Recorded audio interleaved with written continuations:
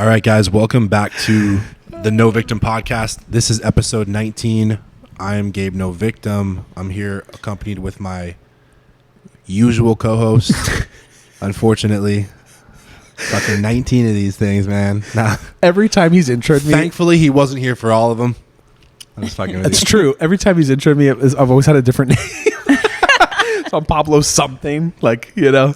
Anyway, I'm here accompanied with my co-host, Pablo Farnan. Pablo, Yes, sir. how are we? I'm good. Feeling good. I'm excited. Excited too. We also have a third guest with us. We do. I'm excited about this one because Gabe and I, obviously we have had several types of people on this podcast, but I've been excited because Gabe was like, we need to start having some of our clients on for various reasons. And so when Gabe was like, we should have a podcast with one of your clients, I was like, oh my goodness, I know someone. Yeah. I'm so excited to have Whitney Carullo, who is the owner of several businesses, which we will get into, one of them being in the fitness space, another one being in the golf industry. We actually met, I know, through Instagram, which is crazy. Now, we'll get into that in a minute, but Whitney is actually one of my clients. Her and her husband own these two businesses, and they reached out to me through Instagram when I was promoting the fact that I do social media content. They reached out to me. We met at a Starbucks. I'll never forget it.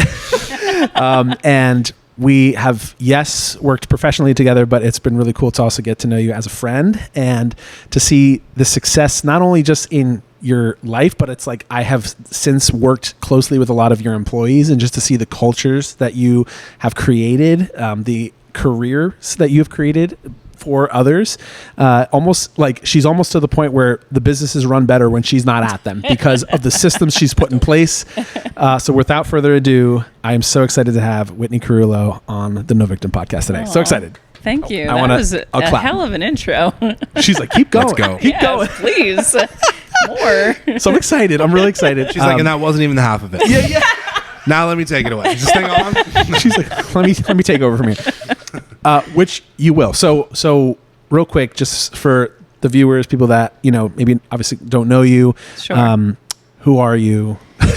I mean, how do I follow up with what you just said? Seriously. Where do you hail from? Yeah. You know, all those things. Yeah. Would love to hear just like the general, like dot and jot background. Born and raised Bethlehem, Pennsylvania. Love that. Bethlehem. I I don't know how you guys say it out. No, that's you guys are like Pocono boys, right? I'm right on the edge. We're at the bottom.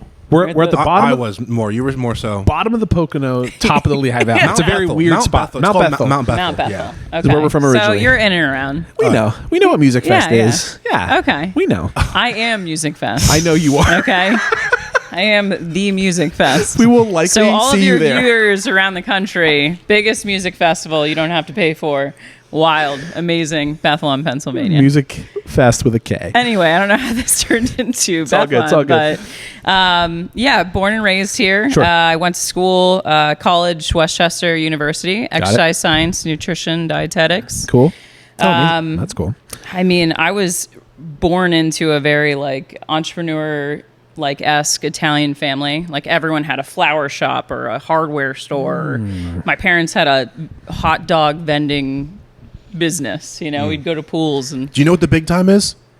no Big wait. Time Rosetto festival. It's like an Italian festival. Oh yeah. Okay, Yeah. I okay. thought you were like talking about a bar or something, No, or a no, restaurant, no. or like a hot You've dog been to the shop. Big Time. The Big Time. Last Friday we got fucking. Where's the Big Time? Are we going in later? Nah. Right down the I'm street. talking about in Rosetto, that festival, the Italian festival. Oh man. He's like, you're Italian, We're right? not even Right gonna next to get through, Joey's like, Pizza over there. Benny's. Oh, Okay, so you grew up in it, like yeah, in it. I was just in Crazy. it. So, Okay. you know, I started doing personal training while I was in college. Okay. And then, you know, after college, I got asked to actually start the fitness side of American Top Team Lehigh Valley's, MMA facility. Got it.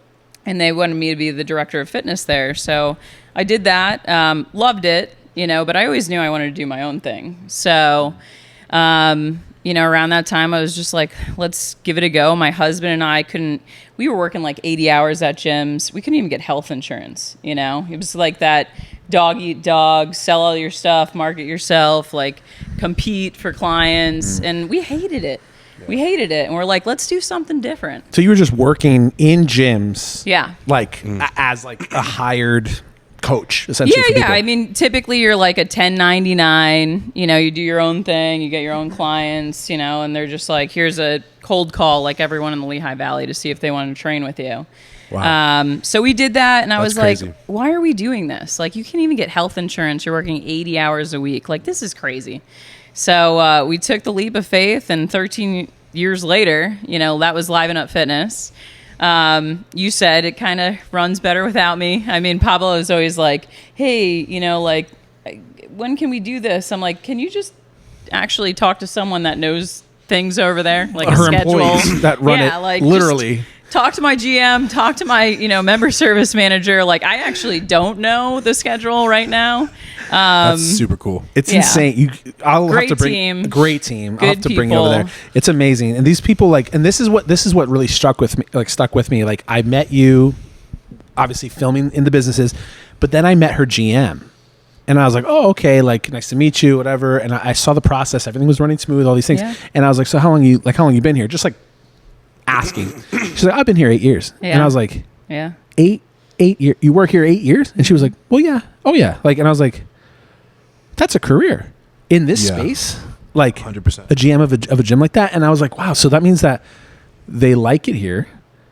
They have to get paid decently, you know? So I'm like, wow, this woman's creating like careers for people. So I guess, like, let me reel it back. What that transition point from like when you guys were like, okay, we work at gyms, we're like hired on, what was that change mentally? What did it actually look like? I mean, the desire to change the industry. There was very low standards of like training, right? So my husband and I had degrees in exercise science. We knew what we were doing, and Sure. it wasn't, fly by night, got a online certification, had no idea about anything next Right. to me. Right. And not to, like knock on it. I love anyone that is like trying to, help other people better their life. But, Sure. it's just, there wasn't a standard, and it drove me absolutely nuts. And there wasn't a standard for coaches to make a living. I mean, we couldn't have made a living, just hustling like crazy and not having health insurance, 401ks, like PTO. If you took off, you didn't get paid, like that was crazy. Trading time for money. Though. So our passion wasn't always like derived from, hey, we want to make more money and it be our own, but like, hey, we want to make it so that there's a team of coaches that work together to better people's lives. Yep. Do it, as a team, collaboratively, like have a good time, get paid well. They can go on vacation and someone else can train a client. Right. All of my coaches that are full-time, they get paid PTO. They get paid maternity. Blake was just on paternity leave. Incredible. And I mean, that means a lot. You can step away from, your day-to-day and be able to be home with your wife, and help out. I mean, that means a lot for me, Sure. but those were the desires that I had just kind of going into it. Did you know, and Gabe, anytime you want to chime in, but did you know at any point, like specifically when like, so I hear two worlds colliding. So sort of, you grew up in this entrepreneurial spirited, maybe blue collar, but still like entrepreneurial spirited home with that background. Then you kind of jumped into like, okay, this is fitness. That's something you clearly seems to have fallen in love with, learned about, obviously studied.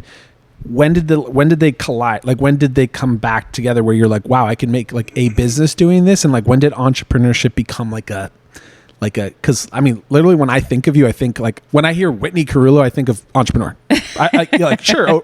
General gym owner and, golf fitness facility owner, whatever. But business coaching, real estate. Come on, Right. you didn't even get to like the whole, like all the letters after my she's name. like, we're still bro. in the intro. Like where they don't even know me yet. No. You guys don't even know me. Yeah, no, but like we've just sat down and have had so many entrepreneurship conversations. Yeah. When did that It started with the childhood trauma, way before anything. Well, makes sense. I love that for you. Same. No, I mean, come on. Like we just were chatting before we started this, like recording. Right. That you have to be a little crazy to like be an entrepreneur. Have like, to. We're different. We're very different. What do you think separates is the fundamental separator? Because I was actually curious about this. What do you think is like the fundamental separator between someone that works is just like kind of destined to be an employee and someone that is creating those opportunities? Well, I don't think everyone has that innate desire to like do it all, right? Like some people just want to be a follower, and there's nothing wrong with that. Facts. You know, like those are the people that I have actually the most respect for because they haven't lost their fucking mind yet. You know, like, and they'll probably enjoy their life a True. lot. You know, like True. they won't have as highs and lows as we do. Yeah, we've talked about that. Like we have a friend like that. Yeah, so I always tell my clients too, and what I do is I actually help personal trainers and bodybuilders. I actually just help them go online. Yeah. So I just help them build their online businesses. But yeah, I'd have to agree. I tell them, I'm like, you guys, just so you know, I'll say on the group calls, I'm like, just so you know, and Pablo's heard me, I'm like, you guys chose to do one of the hardest fucking things you could ever do, entrepreneurship, right? Yeah. So like whenever it feels hard, like just understand like it's normal. Because you're literally trying to force something that's not really necessarily supposed to work, right? You create the systems, you hire the people, and I'm curious about that too. Is like how I'm curious because I'm in this stage too where I've had people work for me and I've let them go, and now I have another team, and it's like I got this team now and hold on to this team. You know, and so how do you build that culture, and how do you build employees, and more specifically, how do you build people? I mean, probably won't have enough time tonight to talk about all that. But differ. Yeah. This is a special podcast. It's a special one. I think that you need to invest your time into getting to know what makes them tick. And what drives them and what they're passionate about, or just like what their life is about to an extent. And then there's that other side, the coaching side of you, where you can take all of that, whether it's pain or excitement or passion, and show them a side of them that they might have not even thought they were capable of, you know, that growth. Yep. So then they almost look to you as like their shaman or their spiritual leader, and saying like, oh, you know, they're going to get me somewhere, you know, like wherever it might be. But they believe in you. And more importantly, and I've seen some of your videos, they finally believe in themselves. Right? Huge. So if you can get them to believe in themselves as a higher person, higher status, more productive, more creative, they're going to stick with you. I think 100% have to agree. And I think really another way of saying what you're saying is like just learning to be influential, right? And like I think that's what it is like it's a transfer of energy, right? And I've said this before, is like when one of the best things that you could do for someone else is like it's like you're seeing the light in them and you're just igniting that for them, right? And I think that's huge. No doubt. Yeah. That's the short of it. Right. It is interesting though, because we've talked about this as well, where it's like that is to some degree so personal. Like there's something so personal about you're uplifting someone, right? But like at the same time, this is a business. Yeah. The business needs to make money. And like it's not just me though. Like a good team means like everyone on the team vibes, right? So it's not all one-on-one. Like I can't take the cake. You know, and half the time it's like, all right, Whitney's like the scary one, right? Like if they're scared of you. If I say like, you got a minute, and we're walking in the office, they don't know, they're not sure, you know, like you got a minute. What do you got a minute for? What kind of minute is this? What are we doing here? Is it a minute to win it? Is it a minute to die? I don't know. Do you think part of being a good leader and part of being a good, specifically more so part of being a good business owner and actually showing that you care for someone in this way where it's actually better to let them go or fire them? Do you I mean, if they're not a good fit, it's better for everyone, right? Like we're not gonna, if you're not a great employee or a good fit, and like that's what I like to say. It's not that you're a bad person. It's just that you're not right for this. Like I've had so many conversations where I let people go, and I was literally like, you're destined to do something else. And I almost will say like, I know you love X, Y, and Z, and I hope I see you doing that. Right. And I also know like a lot of the times entrepreneurs, they can't get out of their own way. And so they hire someone and they're just so afraid to go through the process of finding the right person, like going through the interviews and onboarding them. I mean, it's a lot of time, a lot of energy, a lot of fucking money, right? So they're just like, we're going to try to make this work. Kind of like a bad marriage, right? True. And that is never a good thing. I believe in very healthy relationships. I think that I'm a great leader because I love to communicate. I'm very raw. I'm very honest. I'm very direct, but in like an empathetic way. So, I mean, all of those things combined make a difference. Preach. So what this like actually looks like is you'll like, do you like check in with your employees? Are you sitting down with like, how does that like kind of look? Because there's a lot of people that I'm sure business owners that probably listen to this and they're like struggling with that concept of like. Actually, before you answer that, I actually want to add something in too. Because I think something that is very, I always have respect for business owners that can do this is like, you have your business, then you have like the first row of employees, but then when you start to really scale your business, then you have like management. Yeah. And you have like, and it's like, it's actually counterproductive. Maybe you correct me if I'm wrong, but it's like, you can know everyone, but it's like a lot of the times they're going to be spending time with management. Yeah. So again, I've kind of I'm not trying to throw her off from your initial question. No. It correlates for sure. Yeah. Well, like there absolutely needs to be a cadence. I'm not a big, like I love structure, but at the same tense, like I don't think it needs to be like 100-point conversation every month in regards to how you're doing. It's kind of like, how are you doing? What are you working on? What do you want to excel in? What is difficult for you right now? And then, like just, I think being able to be like, how are you doing today? But yeah, I mean, I come to staff meetings, but it's not like I'm personally sitting down with all of my employees, even on a quarterly basis anymore. Because I have GMs, I have managers at locations. If I do that, then businesses won't grow. Yeah. And every small business owner where and I always think of like the Italian restaurants where it's like, the dude's probably 100 years old. He's still making the pizzas, and he won't let anyone else do anything. And he probably owes the IRS a ton of back taxes and his family is getting a mound of debt, it's just, they won't get out of their own way. So this is great. I love this. And we're all talking about it because it's so interesting.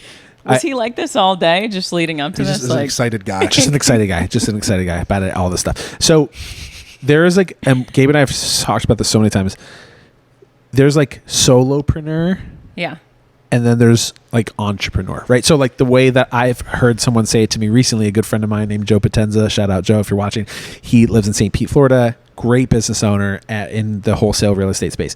He said to me, he's like, Pablo, the solo game, the first like 100,000, $250,000 that you make a year, that in that realm, that's a certain skill set. Mm-hmm. And that very skill set can hinder you from making your first $1 million plus because it's a different set of skills to like.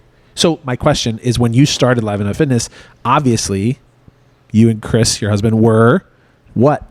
Doing everything. I was on the fitness floor, in the office, doing everything, right? All day, every day. Okay, great. So let's chat about that a little bit. But then like I really want to like hit on the transition point because like and it could be years before you find your system and your people and your things. But like, do you know what I'm saying? Like you go from like solo dolo doing your thing to like now. I mean, were you even at your gym today?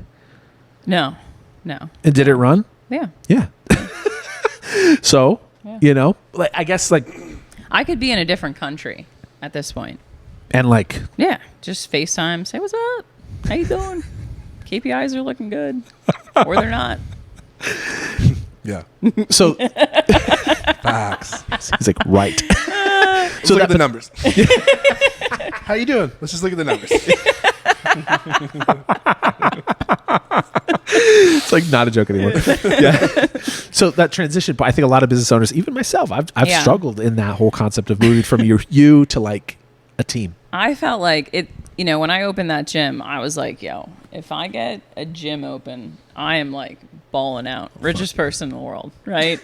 I grew up on the south side of Bethlehem. It's not the nicest spot. And my mom made like, I don't know, $17K a year. All right. Single mom. So wow. Shout out to Barb if you're watching. Barb. Love you, Mom.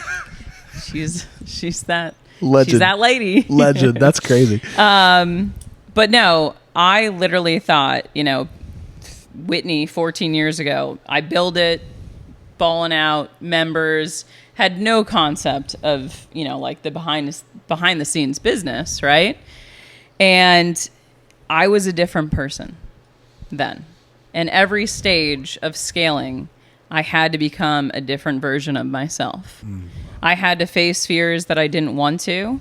Like clients would be like, Whitney, you're not on the floor anymore. Like, it's just not the same. And, on one shoulder, I'm like, oh my God, I got to get on this. I got to make sure they're okay. On the other shoulder, I'm like, yo, I got M here. She's better at training than I am. Like, just give her a chance. Right. And I know that if I'm the one on the floor, I'm not the one, CEO level, 30,000 feet, figuring out what our next move is. What's 1 year, 5 year, 10 years. I mean, it's 13 years later. I'm an old lady at this point in business. Okay? Sure. Right. It's... Wow. But it demands a different version of you. You're going to learn new skills. You're going to, I invest probably $15,000 a year in continuing education, mastermind groups, conferences. I might speak at them, but I'm going to ones for myself too. Sure. But I wasn't doing that 13 years ago. How have you found coaching, mentorship, spending time with just like-minded / people that are farther ahead? Same question. What's that? I was going to ask the same question. Yeah. How have you found that? Yeah, I know. We do this all the time. No, how have you found that to like obviously benefit you, but like how has that grown? Not just you, but your business. Like, oh my gosh. That's where you go from like, I could make $50K a year to I can make $100K to I can make a quarter to I can make $1 million a year. I mean, that's right there. Those mindsets are the mindsets that you don't have those. You don't know what that looks like. You don't know what it takes. You don't know what those numbers are. You don't know what that product or that process looks like. Yeah. So you can then envision yourself doing it because other people are, and they're telling you how they're doing it. Because I know, so Gabe, for example, I know that he has, I don't even know how much you've invested in coaching. I've invested nearly 6 figures in like the past less than 2 years. Yeah. In education, coaching, and like it's one of those things too where unfortunately in this space that I'm in, there is a lot of people that they don't really have the best service. So like even though I've spent a lot of money, not all of it has been invested like in the best way, in my opinion. Yeah. But I think the skill is being able to just simply take those gold nuggets and use those little gems as like massive leverage points, because at the end of the day, it's like when you start thinking differently, when you start thinking like an entrepreneur, and I'm just curious what your take is on this, is like there's almost you almost use like you have like this like deductive like thinking where you like start focusing less like broad and you have like more of a focused effort on like whatever, because like really and this is kind of, I like that you're in this spot, because I'm like just now like last year I failed literally for 12 months straight to like keep a team. Yeah. You know what I'm saying? Like, and no one really knows that, but it's like, by the way, no, but I'm always transparent about that stuff. And now I have a team now where it's like, I'm like, wow, it's taking me so long to like know, like, hey, just create a fucking like SOP, for example. Like, you know what I mean? Like, that's something that you should do. Like, you know what I mean? I'm like, wow. I'm like, this goes so smoothly. He knows exactly what to do. And even to get the caliber of people that are working for me now, it's like, if I wasn't the individual that I am now, there's no way that they would even take me seriously. You know what I mean? We'll say even a year ago, right? Sure. So I'm curious, like, now that you're, I guess, what does focus mean to you? And like, and now, like in this day and age, how do you think about your goals now from like an action standpoint? Because you know how like when you're like a young entrepreneur, you're very like hustle minded. Yeah. Then you're more of like an operator, or really you're really not even really out of your business, right? I don't work in them. So more so like I'm curious now what I guess not more so like what the next step is, but like how you think about your goals now. Is it like fucking private equity now that you're gonna? No, definitely not there. Right? Shout out to private equity though. I got ideas. You're in real estate though, right? I've done some flips. Do more realty with my brother. Did I save you money on taxes? Well, that's what we're getting to. Hello. Well, I'm just curious. but no, I mean, you go from, all right, like, It's like we're in the third quarter here. That doesn't happen to save you money on taxes, does it? but that's the conversation changes. You're at a different table. You're in a different room. Yeah. Right? Which So, we love the IRS here. yeah, absolutely. Ooh. Shout out. Just paid $13,000. Love you guys. Yeah. Shout out, You're man. watching. Shout out. They are watching. We're huge fans. Huge fans. We love your work. we love you. Hurts. But no, I mean, it gets exciting because it's a game, right? Yeah. It's like, all right, like I got this main LLC and it funnels into these different businesses, right? And like, all right, we got a tax shelter for that. And that's how they all it's a game. We're all playing the game. Come on. It's like Monopoly.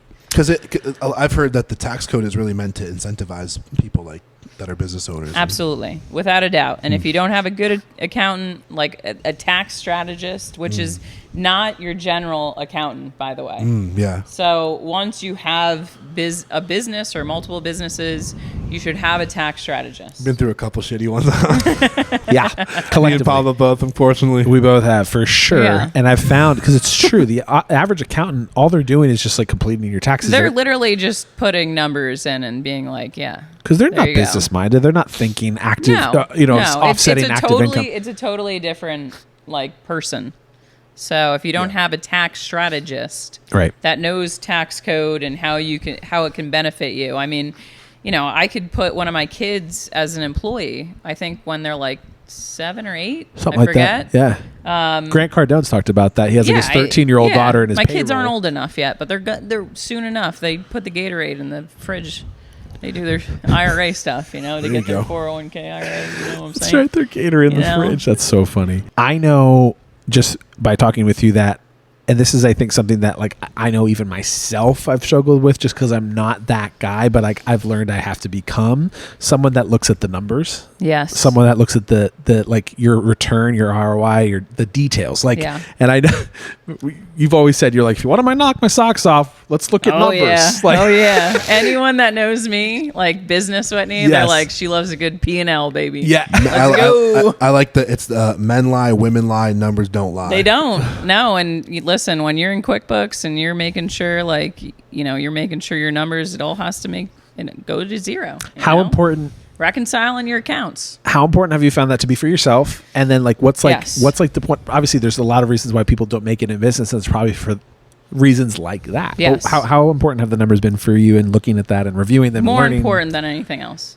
And why is that? Like what's the That's all business is a series of numbers. It's not emotions, it's not feelings. I mean, yeah, there's things in there where there's other people involved. Sure. And there's a product or a process or a service that needs to go a certain way. But at the end of the day, there's an exchange of money, right? And there's overhead. Sure. You get profit, you have expenses, you have taxes, what is left over, and I'm a firm believer you need to know your industry, you need to know your margins. Like if you're a service-based business, you need to absolutely know, like if I own a gym, my payroll should not be more than 40%. Like it shouldn't. You should know that your owner benefit should be a certain percentage. You should know that your fixed expenses, your variable expenses should be a certain percentage. You should track that every month. right. And I mean, a lot of business owners get caught up because they're like, there's no money in the bank. Yeah. They don't look at those numbers and they wait for an accountant to tell them at the end of the year that they've been burning money. Yeah. And then they get lines of credit and, just a snowball of debt because they don't look at it. I love profit first. If you're a business owner, use profit first accounting. Okay. It's great. You put money in accounts. Sure. So you got like a profit account, corporate expense account, operating expense account, Maybe we'll link that below. taxes, We should. profit first. Profit first. It's important. And the mentality is you pay yourself first. But you make sure that you got enough in your other buckets too. So like, Sure. like it might be the end of the week or something. And it's like, I know I need to put 15% of my revenue towards fixed expenses or 25% towards payroll. And then Right. you're like, oh, cool. I like that. I've been doing that with buckets in my Yeah. my bank account Yeah. too, with like employees and different stuff. I have one for Pablo. Pablo account. She has- empty. Petey Pablo. That shit's empty. She's got one for me too. Has to. What's left over? His is negative. Just can't never use it. I'm like, dude, I got a ham sandwich for you this month. Whatever, dude. Joe, Come on down. One of our buddies, Joe. He's like, every time I hang out with Pablo, I get an invoice. It's like fucking unreal. Literally get a QuickBooks email from this guy. I'm like, I thought we were friends, Good dude. for What the you, fuck? Pablo. Get that money, honey. That's so funny, honestly. And it's so interesting too, because both of you are clients of mine, which is kind of funny because like I work with him and we do his content, which is interesting too, even with your content currently. Like, I guess, so here's an interesting thought. And I meant to ask you this as well. When you started, Yeah. you and Chris were there. That's great. You had clients, I'm sure. Yeah. A few. A few, handful. Yeah, handful.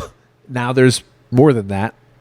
How important has like, and your take on like marketing yourself? Yeah. I love that I know you're a big fan of like Meta and like putting stuff out and like looking at the numbers there too. Like, what's your take on that? Because a lot of business owners will, sure, they can like look at the numbers and do all this stuff, but if nobody's coming in the door, Yeah. right? So like, what's been your like take on like marketing, putting yourself out there? I mean, having you need clients to this know many your years later? cost of acquisition, right? So, like, if I get a client CAC. and he's getting excited over There here, we go. This is. I knew love his socks this. would come off at some point. I Cost knew of it. acquisition. Love this. Yeah, but it's that's interesting. another thing, like a sword to business owners, because they're like, yeah, I got ads going on Google or Facebook or whatever, and they're spending, it costs them, say, $120 to get a client that is only paying $200 a month, like, So you run Meta ads. oh yeah, absolutely. I do it all. I know the ins and outs of everything. So, question for you. Let's get into this. Yeah. Best ROAS, would you say, on an ad, a creative? What do you mean? What would be like the best return on ad spend that you've gotten on a creative? Like, what- It completely depends on what kind of ad you're running and what your goal is and what your industry is. I if you mean, had to give like a ratio for like a really good performing ad, like a 1 to 3, 1 to 5. if like a lead ad, Yeah. so like if you're getting leads. So for my business personally, yeah, I could, and so we're talking leads now. So Facebook is right. they're not hot leads. Oh, believe me, I had a full conversation with they're Vince about cold business. ass leads. They might be bots some of the time. Sure. I've emailed Meta and been like, yo, these people are not fucking real, first of all. Give me my money back, okay? NPCs. Yeah, it's bullshit. Meta's anyway, like, look I'm at getting- these numbers. You're like, these aren't real Don't people. put any meta tags on this podcast. 0. Because they're going to like outlaw all my accounts. Yeah, Shut down seriously. your ad. But no, so for my industry, it's like, dude, back in 2007, I had to shut ads down. And people like, that was when the internet was like, yo, like we believed it all. And it was like, anything you said, go. Now it's just like, I could spend, I'm not going over $12 a lead right now, right? So I'll bring in maybe 100 leads from Facebook, right? Yeah. Converting right away, 5%, if you're lucky. Yeah. Not Yeah. even Sure. like Yeah. forward an appointment. Are Yeah. they showing for their appointment? Yeah. Probably not. Well, Yeah. Well, and I'm curious too, like, because You're putting them on your list. 100%. You have to build, a reputation with them. Yeah, and I think that's what's really cool about that the process that you're doing is like there's so much data being tracked that it's Yeah. like you can it's literally like you manipulate the numbers and you can double your income potentially. Oh yeah. I'm curious though, like because I just had a conversation with actually is a guy named Nick. He's a copywriter, Nick Verge from the Mastermind. Yes, sir. So the marketing that I do is organic marketing. So it's Yeah. it's a little bit harder to like calculate the CAC because it's like the cost of acquisition is almost like now that I have a team and their job is to edit and distribute the content. Yeah. Then now, but that's only a part of it because I also do Instagram stories and sometimes the views are high, sometimes the views are low. which I say, up until this point, up until the point where it makes sense, I've prided myself in my ability to market organically because my overhead, my margins are like obviously nothing. Nothing. Your high margins, no overhead. Yes, but with organic, you can't really manipulate the numbers. No. As much as you'd like. You kind of have to play it, almost the way that you do it, and it's the craziest thing ever if you think about it. Instagram is an algorithm based on humans. Yeah. So the way that you hack the algorithm in organic is you learn how to psychologically, essentially communicate with them. Yeah. Consciously or subconsciously, right? And that's how I've been able to learn what I've learned with the organic systems. But yeah, now it's interaction. 100%. But it's hard to scale. Yeah, exactly. But I'm curious. I'm curious though, because you have let's say like a $12 a lead. Yeah. What is like the LTV for like a customer for you? So LTV at my gym, probably like three years. Okay. Yeah. 3 years, and how much would it be? My arm average revenue per member is around like $320 a month. Okay, $320 a month. Yeah. Got you. For context, her gym is like at least comparatively to an LA Fitness, Planet Fitness. Not like that. It's very like communal. Yeah. Maybe you could better explain it than me. But from what I've experienced, I mean, it's a community, but it's private training, semi-private training. So you're always working with a coach. You're always working to your own abilities. You're always working on your own goals. Most of the people, and I would say, maybe correct if I'm wrong, but most of the people that are purchasing those types of training packages are like, it's a luxury for them, right? It's more so like, is it affluent, or are they more affluent than the average? Yeah, I mean, people have disposable income. Yeah. That's who we're usually bringing in. Targeting. They like the finer things in life. Of course. Or they've done, so like, it's funny because, everyone's like, oh, your gym's probably crazy in January. I'm like, no, it's actually one of the worst months for us.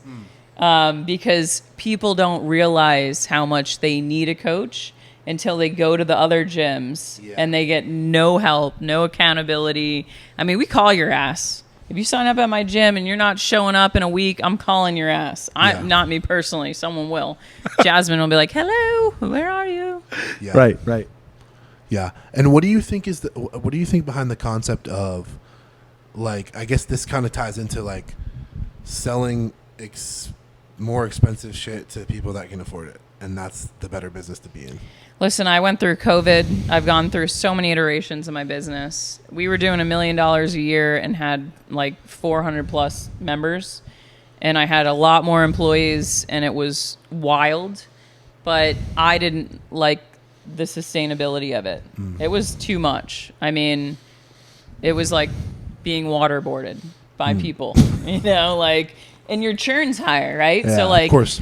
In my industry, like if you have a churn of like over 4%, like you're replacing your members every year. Right. Like right. that's wild. Yeah. And then we talk about cost acquisition. Right.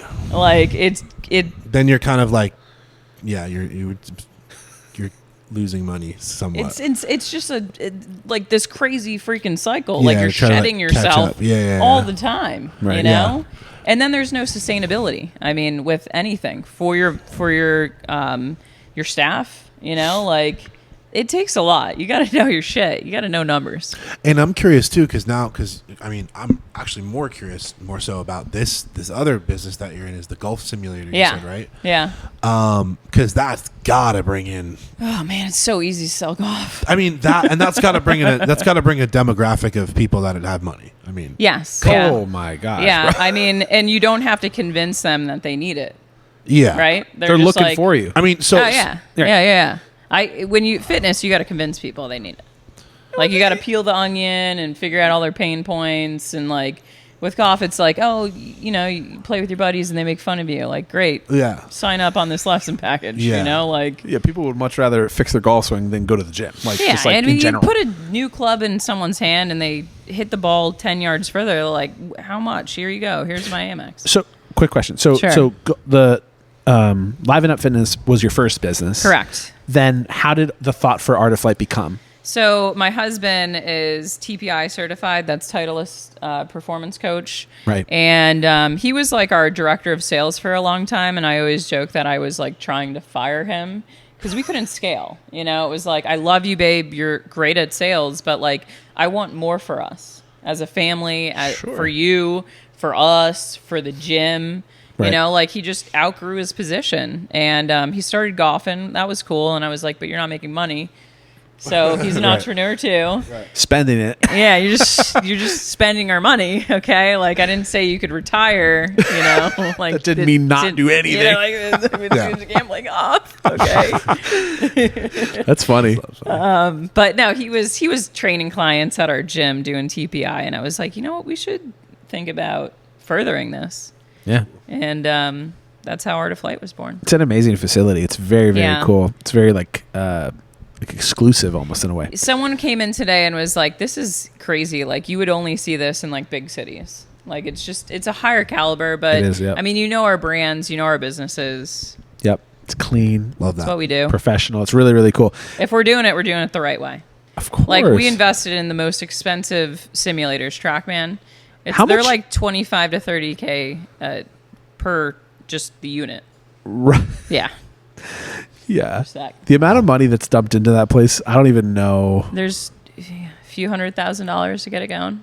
Okay.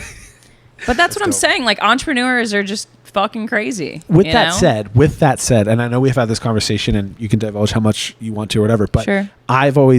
we've always talked about like a lot of people say, oh, you need money to make money, which to some degree, sure, depends on what you're doing. I know that you've talked to me multiple times about borrowing money. Yeah. Using other people's capital Yes. to make something happen, whether it be the facility, a business, whatever it is. Maybe like your thoughts on that, your experience in that, like what's it like to like tell someone like, hey, can I just like use hundreds of thousands of dollars to make this happen? I've always believed in myself. Like if I'm going to bet on anyone, it's going to be me. So like Wow. hand me over some money and I know, I mean, I'm Italian too. So like I'm by my word. So you'll Okay. you'll like if someone handed you money, which they have, you'll Yeah. know what to go do with it. I mean, I would, and that I think is the convincing factor. And Sure. obviously, after running a very successful business, it's easier to get funding. You know, our investors in our golf facility were members of our gym, so it's kind of like organic. And now at this point, it's like, you know, it's silly sometimes to go to the bank. You know, if you have high W-2 earning individuals that you've, you know, like they're usually your clients, right? Or just in your social circle, like they want to invest their money. Yeah, they could put their money in the stock market, maybe get an 8-10% return on it. It's going to take a little while, right? If they invest in a small business that they think is a good idea, and I mean, you can't just say, I need money. You're going to show them a business plan. You're going to show them a cash flow analysis. You're going to show them what you're going to do to make that cash flow happen and that return occur. Right. Yeah, it doesn't always happen the way you put it on paper, right? Right. Disclosure. Seldom. Seldom. Yeah. But yeah. it's also exciting for those individuals too to be a part of that process, but not, you know, they still have the comforts of their day job. It's an investment for them. Yeah, 100%. That's huge. Huge. And even to that point, like how important have you found it? Because I know we've always also had this conversation of like, how important has it been for you to like have yourself like do everything the right way? So you have everything like documented up, lawyered up. Like, you know, there's a lot of things that like, I feel like just like a lot of business owners and even entrepreneurs, like they're all like motivation, but they don't talk about this like back end side of it that like, I know we've had many conversations about. It's made me even think like, am I documented up? Do I have the right documentation? Like all these things, like how important has that been, having the right people in your corner for those things? Yeah. I mean, you have to have a good accountant. You got to have a good lawyer. You know, you got to have a good banker. Those things are very important. Because I'm sure you've used them in lots of crazy situations. Yes. And if you have any waivers or any documents that people sign, like please don't just chat GPT it. Okay. Have a lawyer look it over. Oops. Okay. Like there's certain laws in Pennsylvania. Okay. That are But not I told in it to other act states. as a lawyer. Yeah. What do you mean? Yeah. But no, I mean, it's important. It's important to have those connections. You never know when you're going to need them, but you will. If you don't need them, then you're not excelling in business. Wow. Preach. You ain't get sued. You ain't get a lawsuit. Then you ain't your business ain't shit. You heard it here. What is the quote? Mo money, mo problems. Who said that? Mo money, mo. I think it was Biggie. I think it was either Snoop Dogg or Biggie Smalls. Biggie Smalls. That's really funny. It's true because both a guy we had on our podcast. I think I told you about him. His name's Eric Spofford. Yeah. He's a great, at this point, 9-figure plus entrepreneur. Yeah. Great guy. And he's said that these hard things in life and the business, like I'm sure you've had employees like turn their back on you, have had hard conversations, big hires, big fires, emotion, all these things. And he said it almost like builds callous within you. How like just from your vantage point, like how has like these failures, these hard moments, like I'm sure there's been moments even like when you're in business with your spouse, like there's rough times. Yeah. How has that built you? Like almost like, because I think a lot of people look at it as like we're inherently, the human psychology is like to avoid hardship and problems and issues, but like entrepreneurship is that. Yeah, I mean, like, there's not. It's so important, like, to have a gauge of your mental health as an entrepreneur. I mean, it is like the loneliest. Like, I mean, I think the rate of depression and anxiety among entrepreneurs and business owners is like 10 times the normal person, which is wild. Yeah. So it's super lonely, right? And I think the sooner you can adapt, like Darwin's theory, everyone thinks it's like survival of the fittest. Sure. No, it's survival of those who can adapt. And so in business, like if you can adapt to the hardships and say, this is just a part of it, you know, and the quicker I can move through this, the quicker I'm going to get on the other side and just be able to move forward instead of sitting in your feelings, you know, and being like, this sucks. This is uncomfortable. I wish this wasn't happening. I wish I wasn't, you know, in this position. I wish I wasn't getting sued. I wish my employee didn't open a competing business and take away $30,000 worth of clients, you know, like that shit happens. Okay. The quicker you can move through the shit. As she looks at both lenses, she's like looks at all three lenses. She's like, it happens. It's you. But no, I mean, it's a part of it, right? It sucks. Things suck. You signed up for it. Do your job. Get back to work. Why drop? What? Yeah. Why do you do it? Why do you do this? Because you could definitely be doing something else. What would I be doing? I'm sure you've contemplated it. Yeah. No, I'm like, I could just get a comfy job somewhere. You know, that's what me and Brandy used to say. I fantasize about it every once in a while. Sometimes I think we all do. Yeah. It's like a fantasy. We've said it so many times. Where we're like, it's like you. So like bring like our day to like a fully reasonable person, and like the actual like thought is like. You should just stop. Like you just like it's a fully reasonable thought to just not do this anymore. Well, and that's like first of all, a part of being a good like manager is realizing that people they don't think the same way you do. Like that's why an SOP is so important. Oh yeah. And your expectations need to be like here. Like they're not eye level with you on like how everything's ticking and the vision and the lens. I always say like they don't look through the same lens, and that's okay. Yeah, they're gonna take certain things off your plate. Yeah, and they're gonna be good at it. Yeah, but they're not gonna be you. Yeah, and don't penalize them for not being you. Yeah, or you're gonna be the world's shittiest boss, and you're not gonna have any employees. Yeah. No, I can speak from experience on that because you're like, why don't they know? No, I'm like, fuck, dude. No, but looking back to my first few hires, like I ran my business like a fucking dictator, dude. Like I was just, and I didn't understand, and you know, it's my own fault because I didn't get the education that I needed to before I hired them. So it was like I was just kind of like they were the test. They were like the test. Mice. I'm sorry, whoever that was. Hamster. Test guinea pigs. Long gone. Miles away.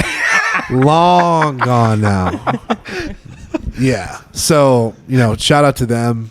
Shout out to them. That's crazy. But it's true. Think the thing too is like I've learned that it makes you such a more effective communicator because you have to communicate so fucking clearly to people. Especially, it's like you still have to have like, average expectations and like still have to be like super fucking clear, like that they know. And I've learned that. Like even Nick, right? One guy that I just brought on. He's like, wow, dude, you communicate really clearly. I'm like, yeah.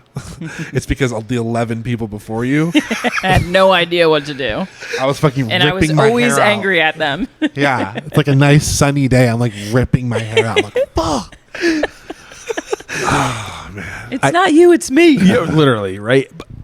I do have a question about that though, because there's a few different types of hires, right? So there's people that like, I have some people on my team that are better at that thing Absolutely. than I am, even though I do it well. I've done it in my business for a long time. But then I also there's like two types, you know what I mean? Like there's like people that are like almost above you in that thing. And then there's also people that are kind of like not, they're just like helping you do that thing that you either don't want to do, can't do, don't have time to do. Your time is more valuable elsewhere. How do you like, are those like, how do you see those types of hires? Like, are they two totally... Honestly, that's why you put a job description together, and like it's almost for you too, because like in your brain you're like, all right, these are the things that they're gonna do. What do I need? Yeah. Like I'm talking to so many, like I do business coaching Sure. for other small business owners, usually service-based businesses and stuff, and Right. They're always like, I don't understand why they don't get it, and I'm like, but do they even know? Like, do they even know? Yeah. Yeah. Like, it's not like if I sit down with my employee and they're not doing something, I will go through their job description and be like, maybe it was me. Yeah. Oh, wow. And that is also, I will say, as an entrepreneur and a Happens a business lot. owner, blame yourself first. Blame yourself fucking first. Yeah. Okay? Yeah.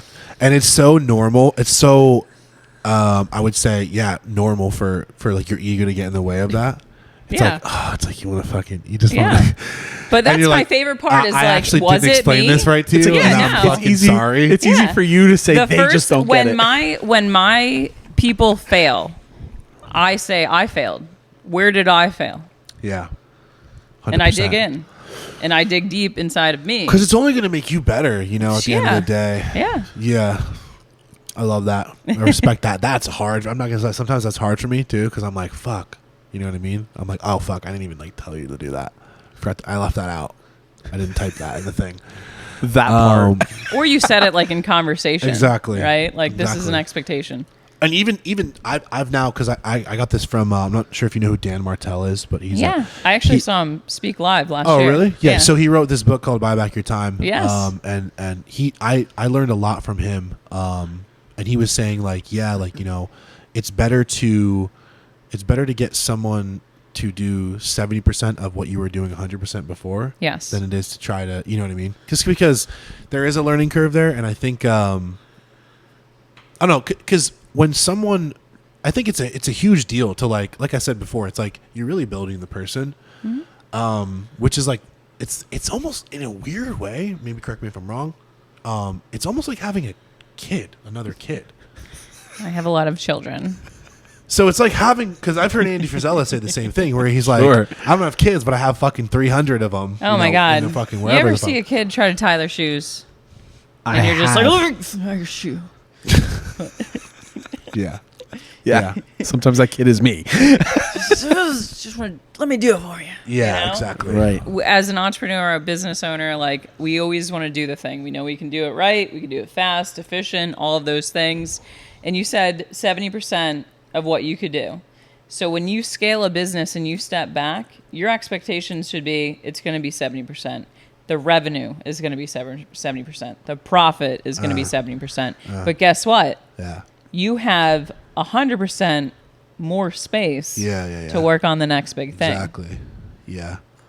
Yeah. So what would you say is like the importance in? Oh, this is a good, more of a good question. Like the importance in letting people mess up, and to what extent? So I have a big thing. Don't ask me how to do it. Give me 3 solutions or try 3 things before you fucking come to me. Yeah. Okay? So I want you to learn critical thinking skills. Love it. This is the issue with children these days. Check. Is it's like, hey, helicopter parent, like I'm gonna do all the things for you and coddle the shit out of you. Meanwhile, I'm like, just go into the woods and find your way back, right? I'm that parent at the jungle gym, like just do whatever, freestyle, do a flip, figure it out. You break your leg, it'll feel, You'll feel that. Yep. the 90s were great. I wish we could go back to 90s, early 2000s. Not the fanny packs though. Well, I mean, they came back though. You see our music fest. Yeah, they slap. she's- You got she- a like- a little clementine in there, There, wow. open it There up, you go. little Okay. snack. That's what's up. I was gonna say more like a Glock or like a pack of gum. I mean, yeah, that's next to it. You got to snack on something. It's all in there. It's big Right. enough. Okay. Okay, that's okay. I respect that. I got a Glock in my Rari. They're literally nowadays. Oh, hey. White literally. Oh, hey. Nowadays, huh? Where's the third? Nowadays, huh? There's nobody in here, and he's like, Oh, this one's on you, huh? yeah. They can see you though. Oh, that's dope. What's up? What's up? I'm never usually in Pablo's camera. It's just him. It's okay. I don't even know where we were, but No. oh, so much good stuff. Yeah. Clip that. Tyler, was my editor. Tyler. I liked his question though, as far as to what extent you let people kind of mess up, essentially how far it depends on the situation. If they're Yeah. okay, because this is the thing too. It's some people just, I don't know, they just maybe don't get it, or maybe some people do get it, but then their performance slows, and then you have to fire them. I mean, the great thing about numbers like KPIs is hey, I'm going to hire you and I expect you to close 70%. So there's going to be a grace period, 90 days. We're going to work together. We're going to bring the people in. We're going to learn the systems. I'm going to educate you. That's a nice grace period right there. Yeah, we're going to do the things, right? It depends, what position and what caliber of person you're bringing in. Are they super green? Are they someone that is coming from a sales background? In my golf business, I could hire people from Golf Tech, and they have a super crazy sales training. I mean, they could sell lessons all day. But the average golf instructor doesn't have any traditional sales training. So I know that their period of being able to being capable of hitting the KPIs that are our standard might take a little bit longer. But if you're showing progress, there's going to be grace. Got you. There's potential. What do you think about hiring for, we'll say, loyalty and work ethic over skill? I could coach a coach to coach. Does that make sense? Can you elaborate on that? I could coach you to do anything, right? But if you're a shitty person, you're not going to change. I love, some of my best employees were raised from families that didn't have anything, struggled, I want to know who you are, what your background is. So part of my hiring process is, the phone interview, the in-person interview, all those things. Let me show you, see your technical stuff, whatever. Last part of that is let's go have a beer. That's dope. And with my team too.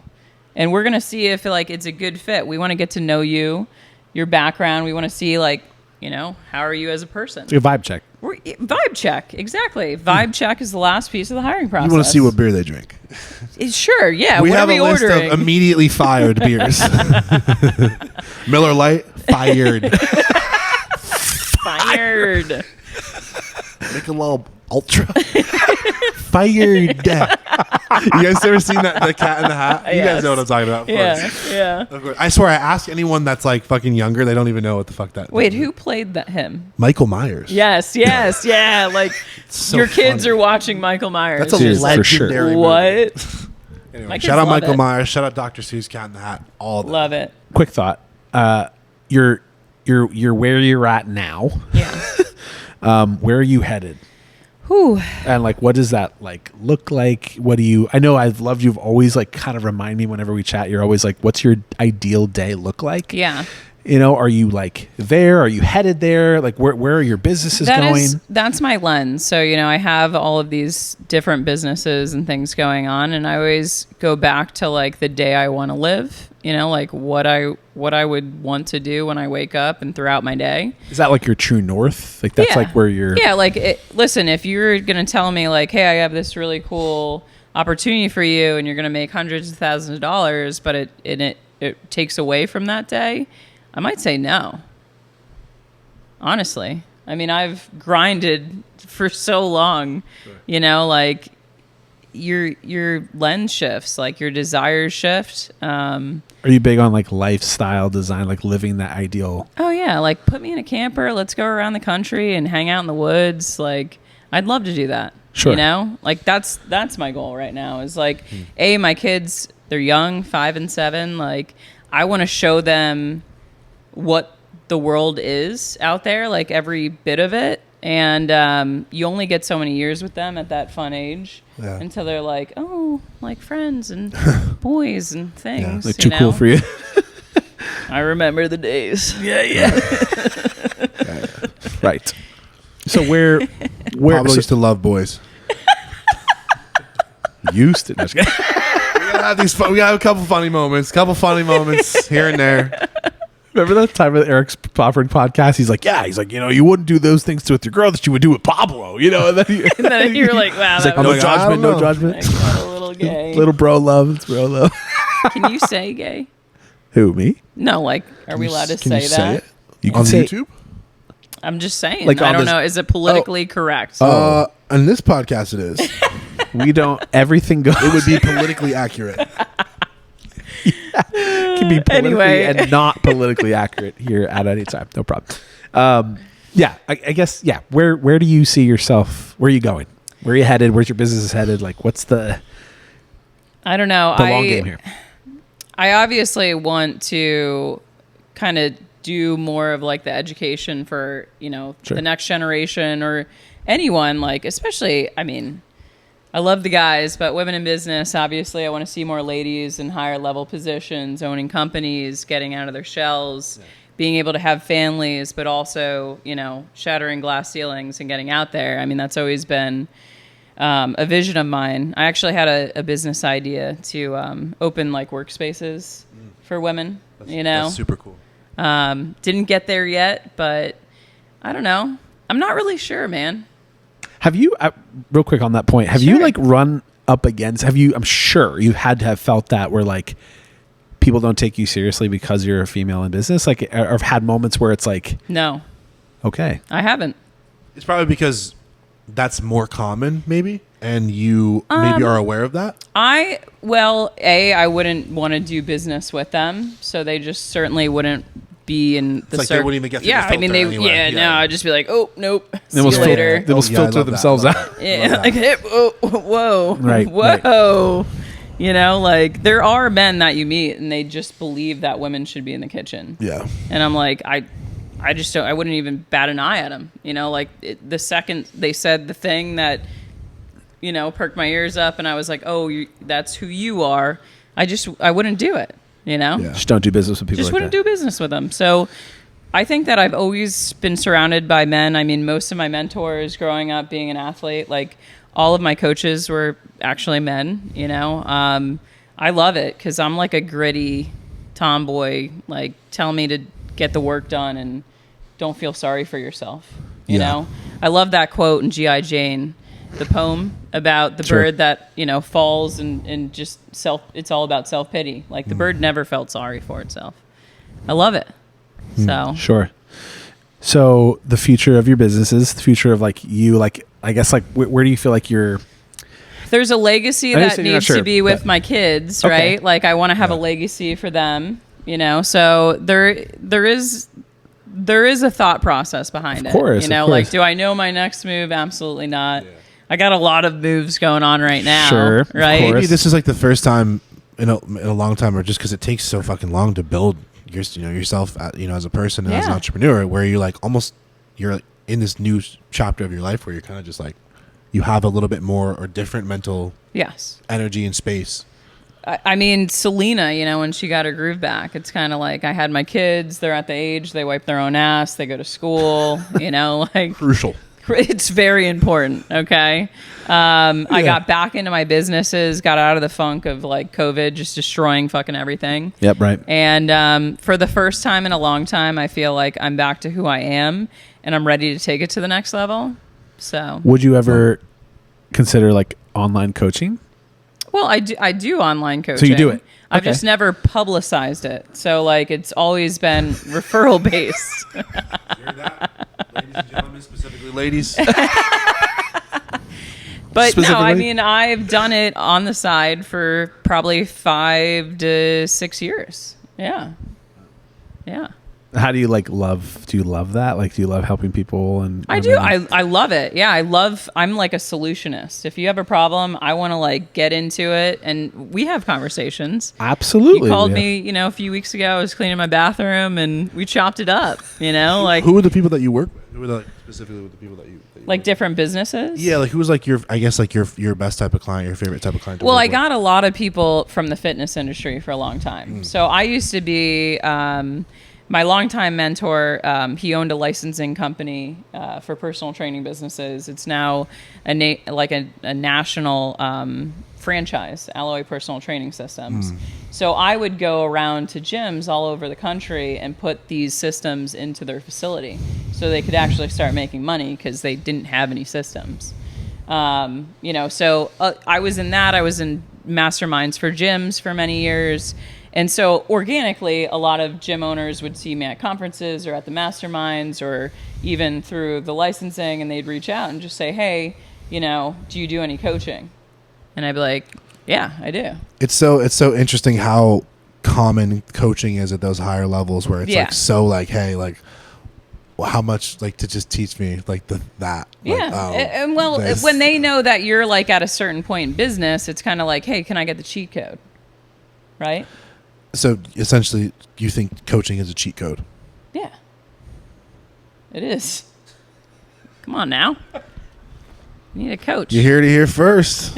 You won't hear it here last. The heavy hitters are tapping in to the cheat code. Pablo, Thank you. Thank you. For hanging out. This has been an experience. It has been, and I'm just really grateful that we could chop it up because I know like we're always like when we film together and what we're doing, like it's always like I'm filming and she's there. Yeah. It's like we never have time to like sit and chat and like It's always like, Pablo, turn that fucking camera on right now. I'm not hiring you to sit around. Listen, I'm a one-take Whitney, so Is that what she says? yeah. I've never heard that, but I believe it. Firmly believe it. You're like, yeah, that was good. Let's move on. Love that. It's perfect. All right, episode 19? Well, if they want to find you, Yes. and if they want to get in contact with you, let's Right. say maybe more specifically to work with you one-on-one, Sure. how can they do that? I mean, I think the easiest way is just to go on Instagram, send me a DM, Coach What's- Whitney C. Coach Whitney C. Yeah. Instagram. That's right. Awesome. We'll put Like that Whitney in. Houston, I was named after her. Ooh. Same spelling. Actually, Yeah. That's what's up. Did you hear her songs? Let's drop a line for us. he's like, go ahead. It's like the most insane. It's like not insane new. good. It's like so good. Like insane singing. We're like, what the? All right, right. You should quit all this shit and just sing. No. It's not me. That's cool. I love that. Okay, cool. So Yeah. Coach Whitney C. C. Yep. On Cool. Instagram. Yep. Awesome. Cool. Well, I would say that concludes episode Is it 19 already? 19. That's Ooh, insane. good number. Signing out. Coach Whitney C. Pablo Petey Farnan. Pablo. PD Pop. That's what she always calls And me. Gabe No Victim. Thanks for watching, guys. Peace. See ya. That was really good.